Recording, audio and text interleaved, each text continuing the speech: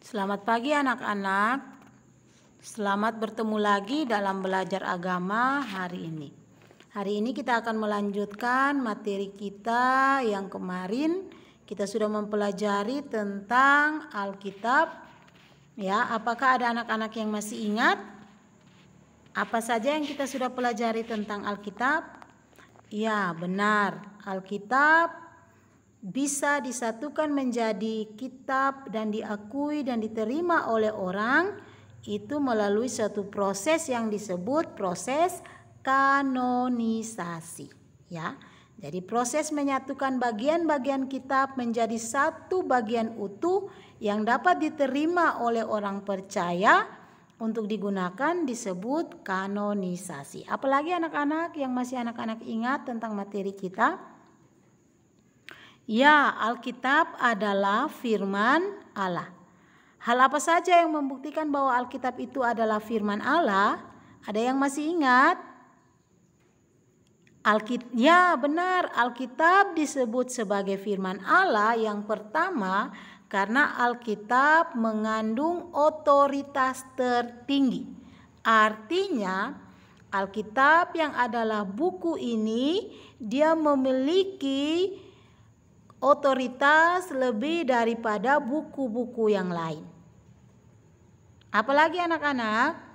Ya, benar, Alkitab mengandung kebenaran yang mutlak.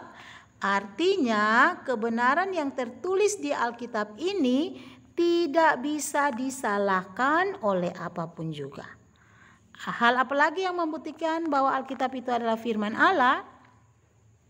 Benar sekali anak-anak bahwa Alkitab itu ditulis di dalam pimpinan Roh Kudus kepada orang-orang yang dipilih oleh Allah.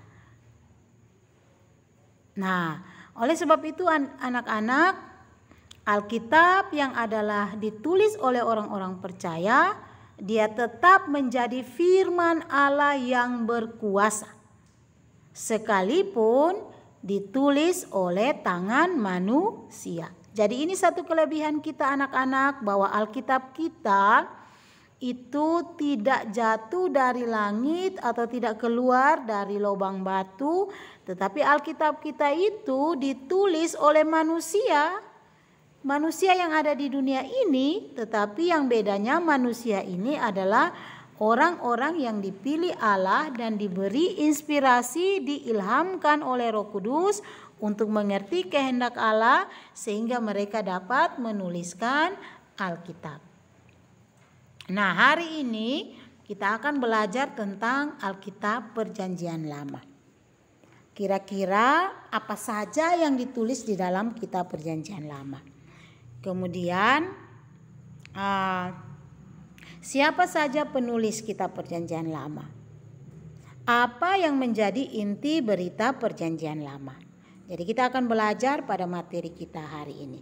Semoga Ibu harapkan setelah pembelajaran ini anak-anak bisa menjelaskan inti berita Perjanjian Lama itu apa, siapa saja yang menuliskan kitab Perjanjian Lama, apa saja yang tertulis di dalam kitab Perjanjian Lama. Ibu harapkan anak-anak bisa menjawabnya. Nah, Perjanjian Lama. Alkitab kita terdiri dari dua bagian besar, yaitu kitab Perjanjian Lama dan kitab Perjanjian Baru. Kitab Perjanjian Lama terdiri dari 39 kitab yang dimulai dari kitab apa saja? Ya, dari Kejadian sampai benar Maleaki. Kalau kitab Perjanjian Baru dimulai dari kitab mana? Benar, kitab Matius dan diakhiri oleh kitab Wahyu. Benar sekali ya anak-anak.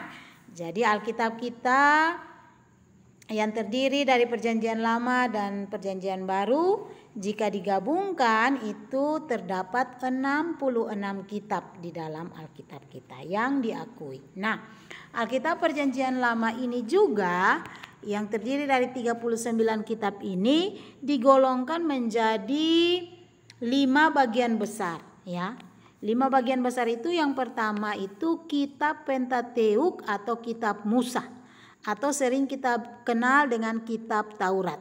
Kitab ini disebut kitab Taurat atau kitab Pentateuk karena dia berisi pengajaran yang dituliskan oleh Musa.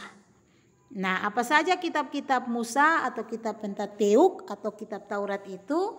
Yaitu Kejadian, Keluaran, Imamat, Bilangan, Ulangan, ya. Dan ada kitab sejarah. Bagian yang kedua yaitu kitab sejarah. Mengapa disebut kitab sejarah? Karena dia menuliskan sejarah perjalanan hidup orang percaya. Mulai dari kitab Yosua, Hakim-Hakim, Rut, 1 dan 2 Raja-Raja, 1 dan 2 Tawarik, Esra, Nehemia, Ester, 1 dan 2 Samuel. Itu kitab sejarah. Bagian yang ketiga yaitu kitab Nabi kecil. Mengapa disebut Nabi kecil, anak-anak? Nabi kecil karena kalau kita perhatikan di dalam kitab-kitab ini, tulisan kitab-kitabnya itu sangat pendek, ya. Anak-anak lihat dari kitab-kitab Nabi kecil ini ada satu kitab yang paling pendek tulisannya, cuma 1 pasal, yaitu kitab Obadya, ya. Jadi kitab Nabi kecil itu ada kitab Hosea, Yoel, Amos, Obadya, Yunus, Mika, Nahum, Habakuk, Sefanya, Hagai, Sakaria, dan Maleaki. Dan juga ada bagian kitab Nabi besar yaitu kitab Yesaya, Yeremia, Yehezkiel, Ratapan, dan Daniel. Dan ada juga kitab puisi atau syair. Kenapa disebut kitab puisi atau syair? Karena kitab-kitab ini menuliskan puji-pujian atau nyanyian yang berisi kalimat-kalimat yang seperti puisi dan syair dari para penulisnya. Seperti Salomo, seperti Daud, ya, seperti Amsal, ya. Kitab-kitab itu terdapat kitab-kitab puisi atau syair kalau anak-anak baca kalimat-kalimat yang ada di dalam kitab-kitab ini. Nah, kitab puisi atau syair ini terdiri dari kitab Mazmur, Pengkhotbah, Kidung Agung, Amsal, dan Ayub. Nah, siapa saja yang menulis kitab Perjanjian Lama? Kitab Perjanjian Lama itu ditulis oleh Musa, Yosua, Yesaya, Daud, Salomo, dan masih ada banyak lainnya. Hanya ibu lampirkan 5 orang ini sebagai contoh. Anak-anak bisa mencari di dalam Alkitab siapa saja penulis kitab-kitab itu. Nah, anak-anak, di dalam kitab Perjanjian Lama apa saja yang ditulis, ya?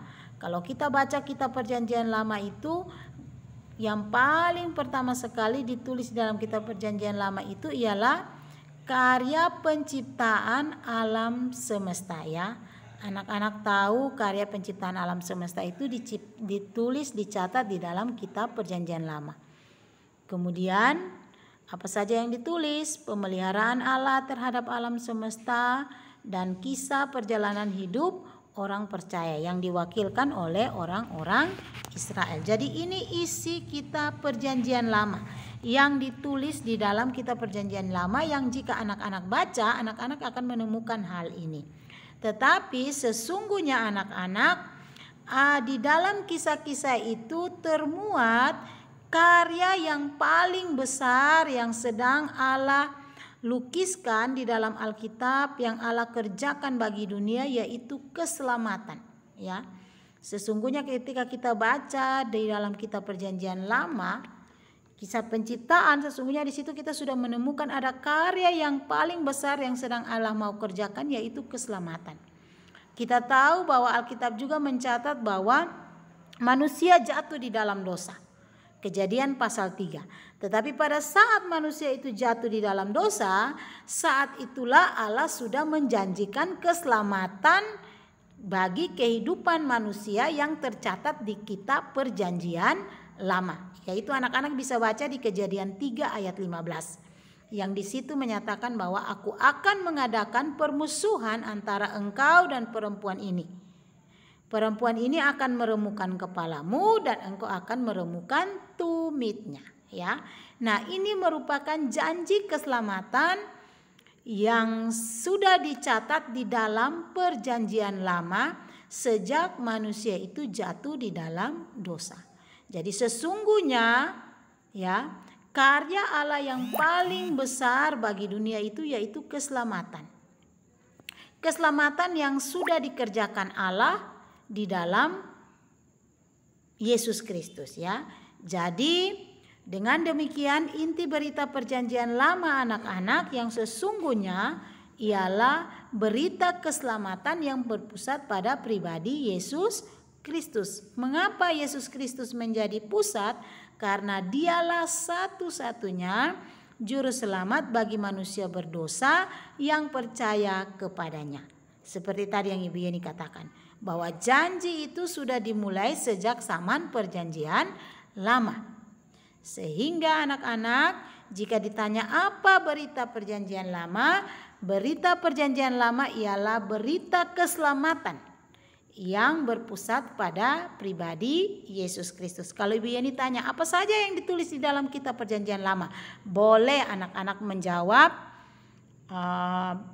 Yang ditulis dalam Alkitab perjanjian lama ialah penciptaan alam semesta, pemeliharaan Allah terhadap alam semesta, dan perjalanan hidup orang percaya. Namun di dalam 3 hal yang dicatat ini sesungguhnya tercakup satu rahasia besar yang sedang Allah kerjakan, yaitu keselamatan.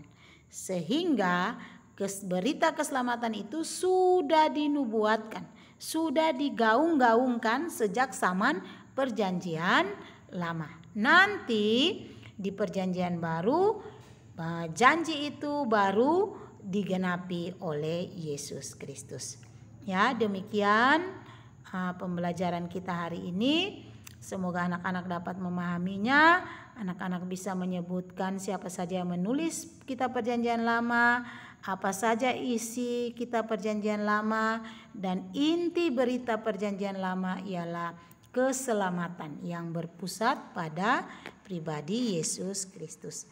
Demikian pembelajaran kita sampai di sini. Selamat pagi, shalom.